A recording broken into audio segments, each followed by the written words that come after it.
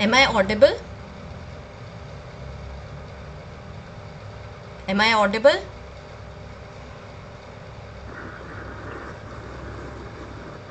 Yes, you're audible.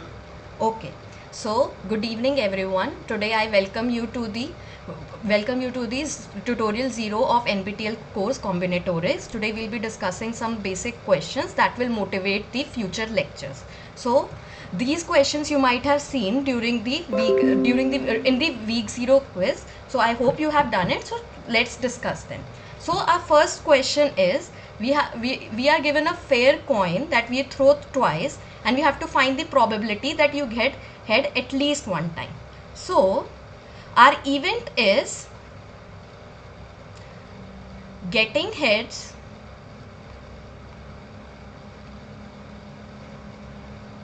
at least once in two throws of a coin.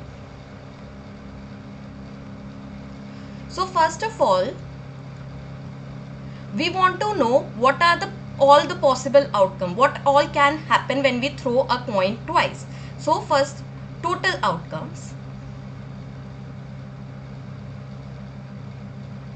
We can either get two heads on both throw, or head on first throw, tails on second throw, tail on first throw, heads on second throw, or tails on both throws. But what do we want? What which of these outcomes are favorable to us? We need heads at least in one of the throws. So we can see this is favorable, this is favorable, this is favorable, but this is not favorable because we don't have heads in either of the throws. So we see these three are favorable outcomes.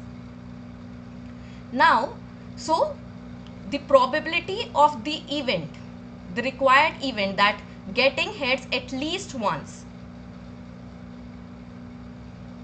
is just total number of favorable outcomes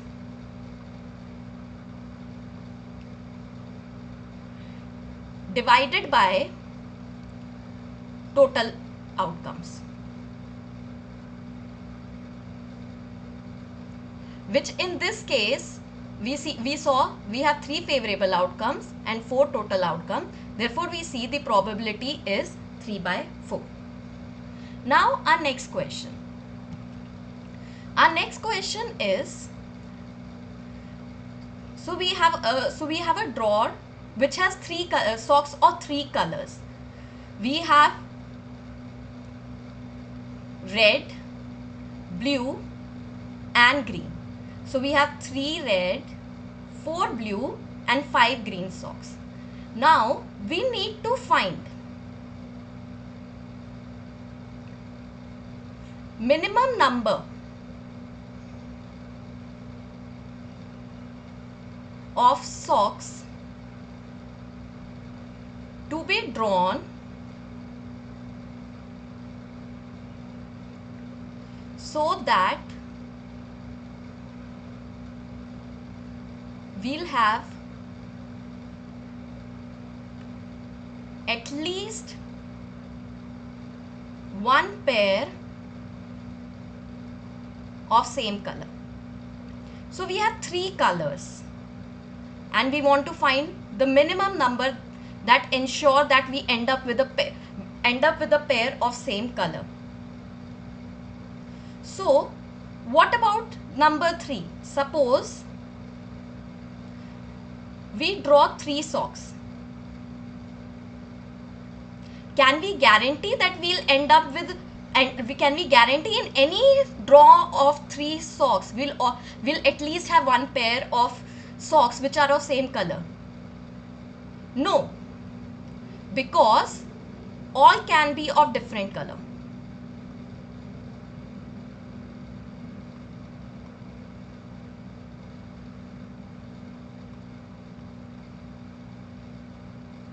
So 3 is not the answer. But suppose we draw 4 socks. Now we have 3 colors but 4 socks. So we can see number of colors is less than number of socks. So one thing we can ensure that all of these cannot have different colors.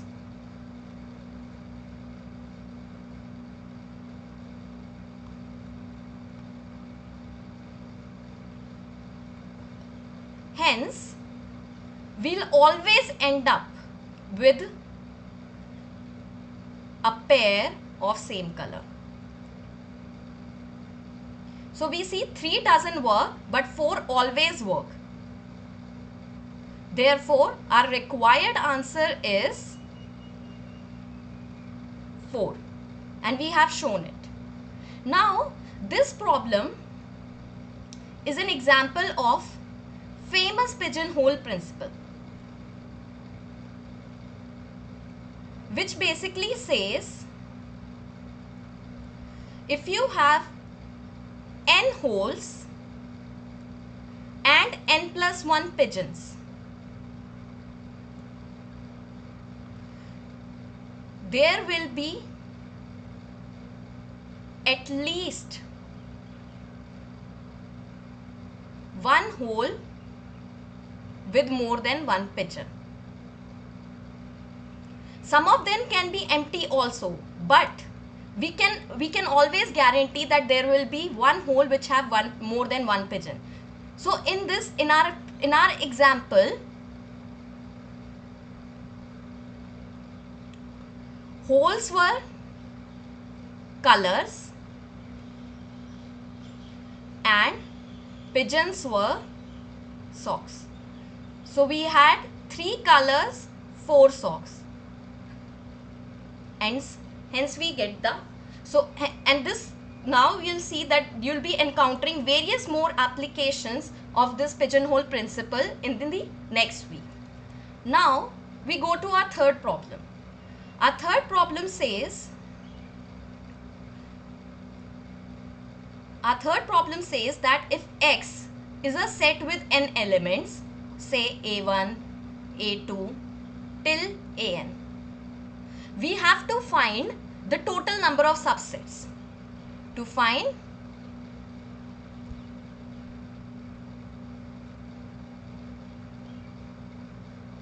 number of subsets. Now first, let's see an idea. What is the idea? So given a subset S of X, we can see every element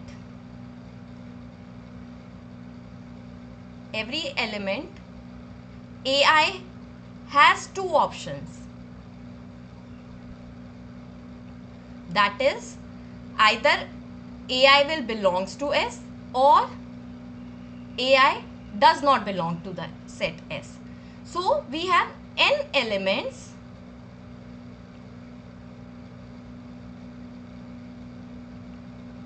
each with 2 choices. So answer should be 2.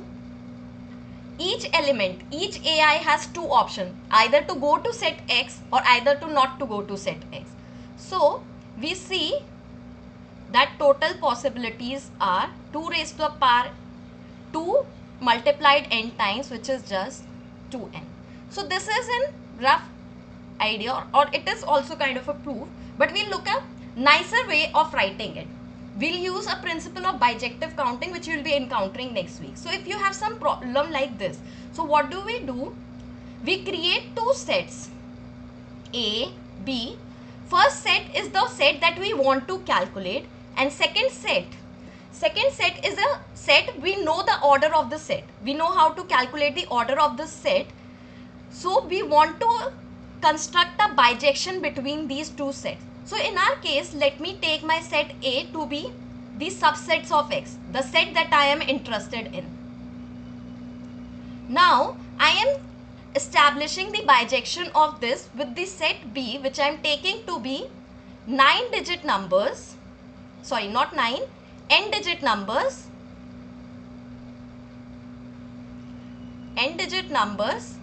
but the only digits allowed are 1 and 0. N-digit numbers with just 1 and 0. So now, so as I said, so we know the order of this set B. So there are n digits and it can be either 1 or 0. So as previously we know the order of this B is 2n. So now I want to give a function from A. Now I want to set up a bijection from A to B. That is, I want to construct a function f from A to B such that every element here has a unique representation here. So suppose I start with a set S which is contained in X. So I send it to the following digit. Let me represent it by n1, n2 till nn, where ni will be 0 if ai belongs to S, ai does not belongs to S, and 1 if ai belongs to S. So we see every set S has a unique representation. For example, let's see. If my X had just two elements, say A1, A2, that is my n was 2, then what are the possible subsets of X? It is either A1, A2, or A1, A2, we take the complete set, or the empty set, none of these. So now we are associating a number to each set. So A1 belongs to S, so first place will be 1. A2 does not belong to this subset, so this will be 0. So this we assign the number 10 to it. For A2, since A1 does not belongs to S, first digit will be 0 and second digit will be 1 because A2 is in the set. For A1, A2, it will be 1, 1 because both are in this set. And for the empty set, since none of these are there, we have 0, 0 because neither A1 nor A2 belong to this set. So now we see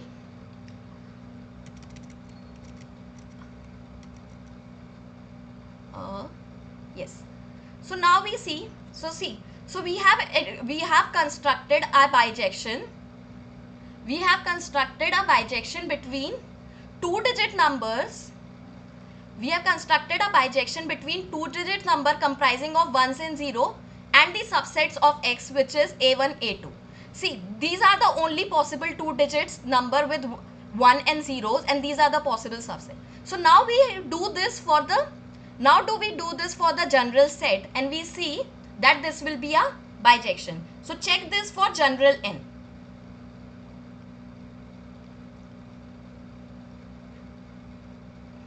So what do you need to check? First, that this function is 1, 1. That means if S1 is not equal to S2, that is we have two distinct sets, then the number associated to them is also different. Two different sets can't go to the same number. So first you have to check the 1, 1ness, and second ontoness, that is given any number, any n digit number,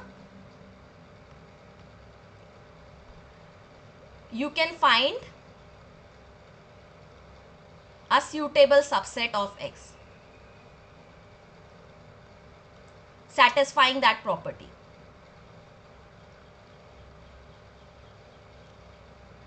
Second part, so 1, 1 I think is easy to check. So basically 1, 1, like I'll give you an idea. For 1, 1 we can just check. So if two sets are different, so there will be at least one element which is in S1 and not in S2, or some element is in S2 not in S1. So you'll have a difference of 1 and 0 at that kind of digit. And for ontoness is also easy. If you have an n digit number, wherever 1 appears, you add that element to the set S. So you check this, and then you see that and hence F is a bijection.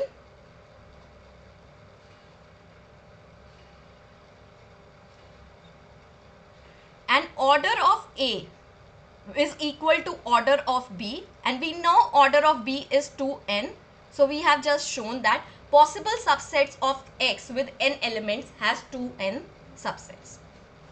So this was our problem 3. So we have solved first 3 problems. Now this was a week 0. I hope you understand it. Thank you.